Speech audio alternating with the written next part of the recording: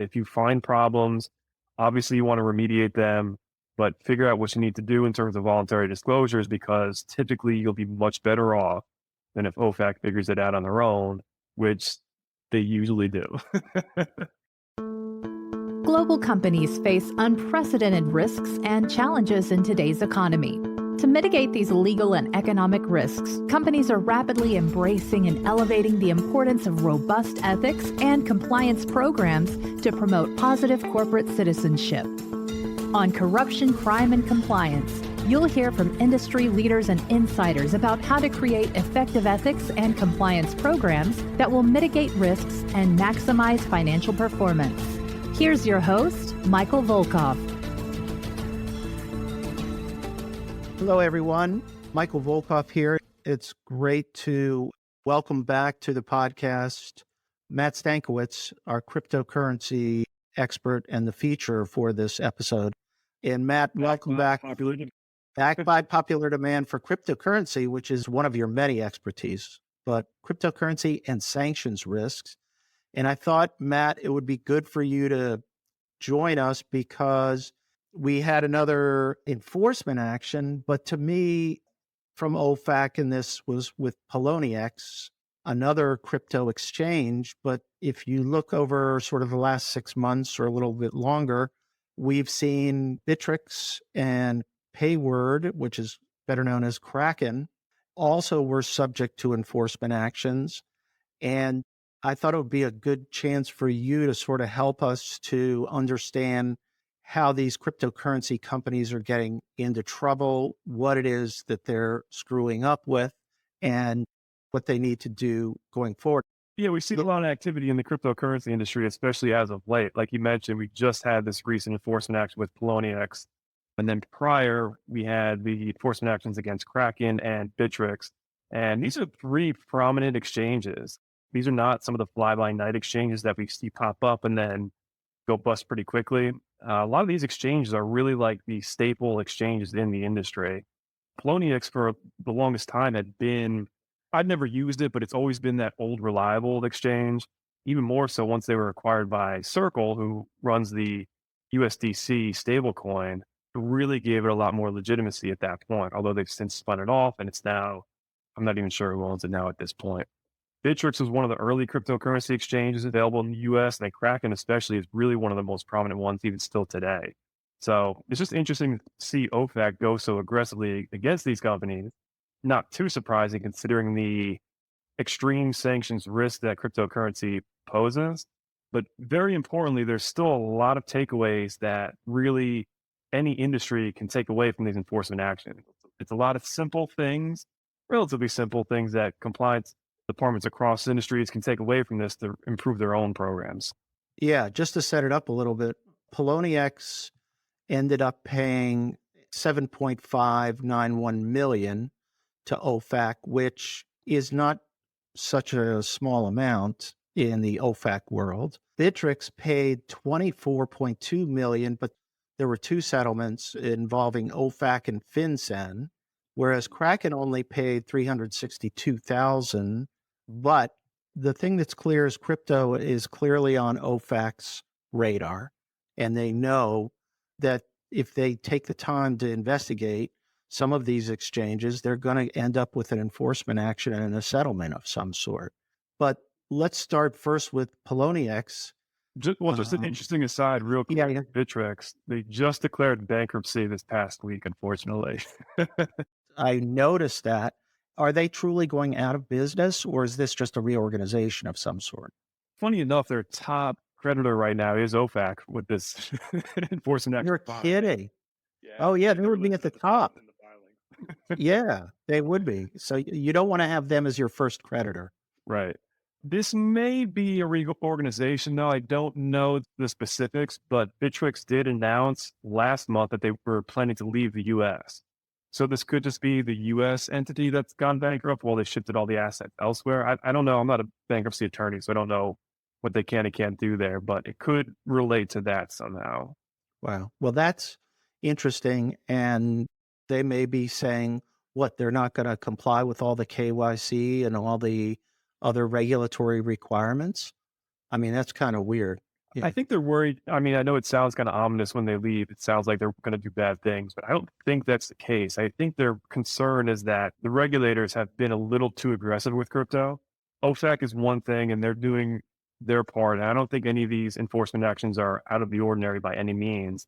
I think Bittrex is worried about the SEC specifically, but that's a whole nother topic.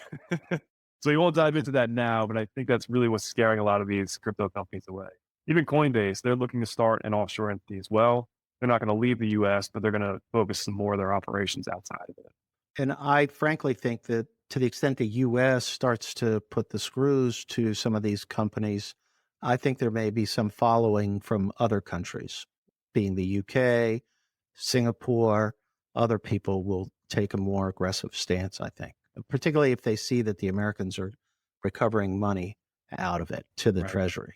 Well, let's take a moment just to set you up on Poloniex. Like I said, 7.5 million. They focused on a 5-year period where the trading platform was allowing 2014 to 2019 customers from sanctioned jurisdictions to do crypto transactions. And I think what happened is they implemented a KYC and Internet Protocol address data, sort of IP geo-blocking in stages, or never really got it totally together. But that turned out to be the problem, was the way in which they implemented this a little bit late. There was a time period where they didn't have anything. But fill us in a little bit on the KYC and the sort of geo-blocking type of issues and why they got into trouble like that. Yeah, so I think the biggest issue here is that they just began implementing things a little haphazardly. We talked about cryptocurrency and how some companies moving offshore, and it sounds like they're trying to do bad things. They want to work with bad actors. I don't think that's the case in general, and I definitely don't see that as the case with Poloniex here.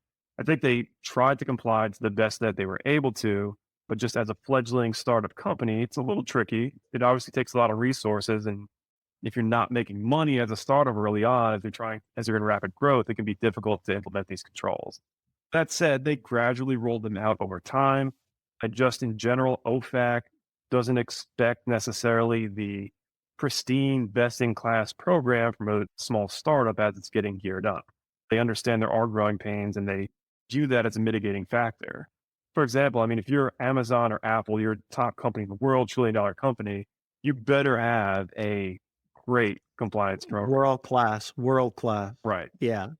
And of course, those two companies have already been the subject of enforcement actions. Of course. Poloniex did try their best to roll it out as they were growing.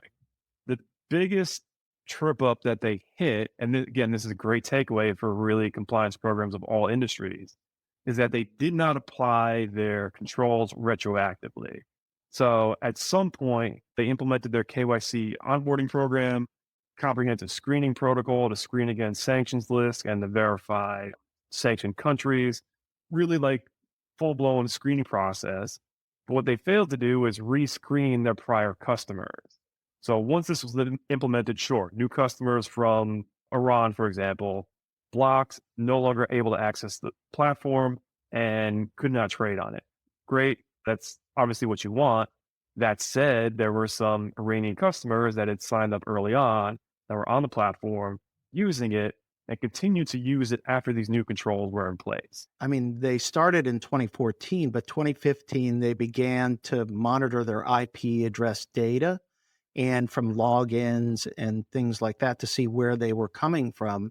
And if they were associated with the sanctioned jurisdiction, they do additional due diligence. But it took them 3 years till, like you're saying, 3 years till June 2017 to block IP addresses.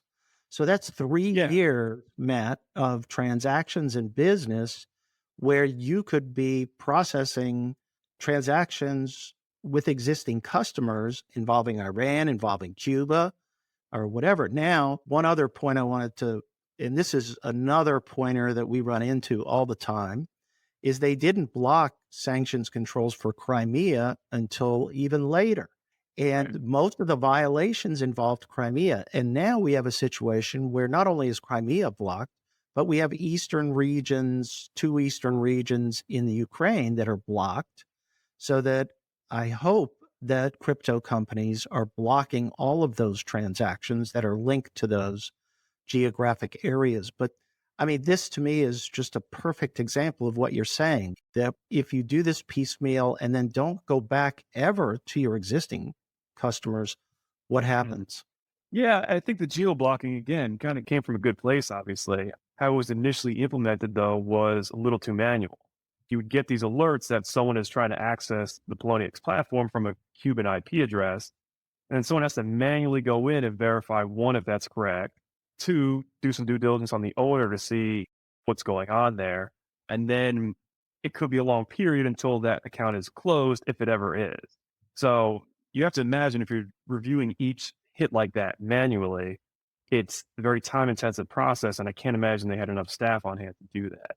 So yes, it took about 2 years for them to outright block IP addresses from these locations. And that's a little too long. Again, this is a problem that we've seen with several other companies, not just in the crypto companies, that once they get the new fancy controls in place, they don't apply them retroactively. I mean, we've seen some companies flip the switch on some kind of automated platform and instantly get a couple 100,000 hits.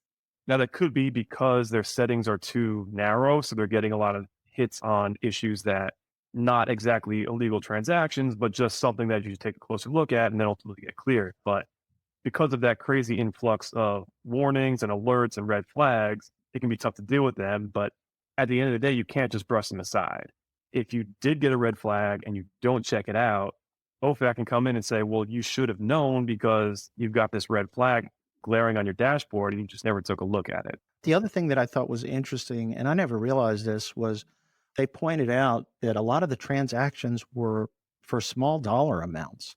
And I thought that most customers on crypto, I mean, not that everybody's engaging in large transactions, but we're talking about transactions under $10. What about the cost of commissions? It's almost not worth it, right? At some point. Right. So that highlighted the point that we always make, that there's no materiality requirement. It can be literally a dollar transaction that is lumped in with these violations. And that's what happened in this case as well. Yeah. I mean, some of these transactions they said were under $1. You have to imagine that Poloniex is pretty disappointed themselves to have a multi-million-dollar fine because of small Right. transactions. They didn't make. But when the volume was enough of them, that it rose to a higher level. Yeah. To me, that was kind of just a reminder that there's no materiality requirement. It can be small transactions. And we get often questions about, like, how large does the transaction have to be to constitute a violation? And it literally is $1, Right. probably even under $1, anything, any value. So obviously there were other transactions involved, but because it was a total of 15 million in violations, and then they got hit with a fine of 7 million. There were plenty of large transactions too. So don't take it to suggest that transactions worth a penny are going to sink the company in $1 million of fines. Poloniex did candidly mess up. One thing I would like to return to as well is even talking about the areas of Ukraine that are now prohibited by OFAC. We've seen a lot of companies struggle with that because typically the Ukraine has a handful of IP addresses that cover the whole country. So to carve out specific regions has been very difficult like that. Some of our clients have simply resorted to screening postal codes from the official Ukrainian post office registry. There's different ways around it if IP addresses aren't going to work for you, but at the end of the day, this is something you need to take serious and make sure you're not doing business with Crimea or the LNR and DNR regions of the Ukraine. Yeah. For example, a large number of the violations for Poloniex were in Crimea because they got to Crimea so late. Let's move to Bittrex just for a second. I don't want to go in as deep detail here, but I do want to point out some of the common themes and some of the common sort of basic failures that occurred. So this was an enforcement action in last October with OFAC and FinCEN, and Bittrex got hit with a $24.2 million fine, about 13,000 violations. Again, of Crimea was one of the most significant, but they had 116,000 altogether. But I think the interesting point here, Matt, was Bittrex was using a vendor, and they were running the names against the relevant sanctions lists in February 2016. However, they did not review individual transactions. So in other words, I guess they would onboard people, run a check on the person. That person could have been an Iranian citizen located in the EU at that point in time, then goes home to Tehran and then starts using Bittrex from Tehran. And there was a gap in that sense. I mean, I'm sure Bittrex was not too pleased with how this turned out. What do you recall about sort of their basic failures in the screening and IP investigation process? Yeah, a couple things. So one, I believe they were focusing on screening the names exclusively. So sure, someone from Iran, they may not be listed on the SDN list, but that doesn't mean that you could still process their transactions. If I recall, it was kind of pretty humorous looking back on it. I'm sure not for Bittrex, but OFAC highlighted in the enforcement action that one of the customers must have signed up from a non-Iranian IP address, but used their Iranian address on the onboarding form and submitted an Iranian ID to verify their identity, to verify, like, I am the person I say that I am. And that was not picked up by Bittrex's systems. So that's a glaring failure, unfortunately. And like I said, kind of humorous now looking back on it, but you should still be screening addresses and these ID cards as well, because that would have flagged that one pretty immediately. They called that field text. In other words, the field text of the forms were not being reviewed, and the field text in this case contained an Iranian address. And if you screen your field text, it'll come up. If you know, this wasn't even a customer trying to spoof their identity. This is, I am from Iran. Right. And I'm sure the customer was like shocked he or she got through the KYC process. But then the other gap to me, which is a glaring one, is as transactions are occurring, you should still be screening the parties to the transaction automatically. And that's frustrating from, as a cryptocurrency enthusiast, there are a lot of tools available to these companies to monitor transactions, maybe better than in the traditional finance world, just because everything on the blockchain is public record, essentially. So you can follow the flow of money very far back. So you should be able to identify that this transaction that your user is conducting may be dealing with a cryptocurrency mixer, which will lead to significant sanctions risks or money laundering risks. Or they could be sending cryptocurrency to a darknet market. Again, massive risks there for a variety of reasons. Cryptocurrency companies have these tools to identify where the money is going to and where it's coming from in real time, and they just need to use them. But it's frustrating, again, because those tools are there. Well, that tells me that there's no excuse then for not monitoring this. If the data is so readily available or the tools are so readily available for monitoring transactions, this should have been done, no question. I didn't realize it was such a simple thing, given that it's on the blockchain. It's a public transaction. This is a pretty big exchange, Bittrex. Yeah, to be candid, I don't know how simple it was back then. When their violations first started, the tools may not have been as robust as they are now. Certainly nowadays, there's a lot of great options out there. Back then, it might have been a little more difficult, but again, the blockchain has always been public, so it was always available. Just need to use it. And then looking at the Kraken enforcement action, here again was a problem with the Kraken situation where they paid $362,000. Again, there were limitations in terms of their implementation of geo-blocking for IP addresses. And they had implemented an automated solution, but it was, again, there was a delay. And again, there was the same gap, though, where it was done at the onboarding process and then to subsequent transactions of a, let's say, customer that makes it through, they were not conducting monitoring of the transactions and of the parties. And again, we ran into that same problem. And it just seems to me like if there's so many analytical tools that are there for blockchain, you should be using something to fill in this gap. But even Kraken had the problem. Yeah, Kraken's was, I'm sure they're looking back at it too, a bit frustrated. And it was simply just the IP blocking wasn't working effectively. And this IP blocking is something that OFAC has been harping on in a lot of their enforcement actions lately, not just on cryptocurrency. companies that do really any business online need IP blocking now. It is just a crucial compliance control. Sure, it's not perfect. I mean, I think we all know that you can use VPNs and other things to get around it. That said, at its basic core, this needs to be implemented on virtually any online business. To Kraken's credit, they identified the problem and they voluntarily disclosed it.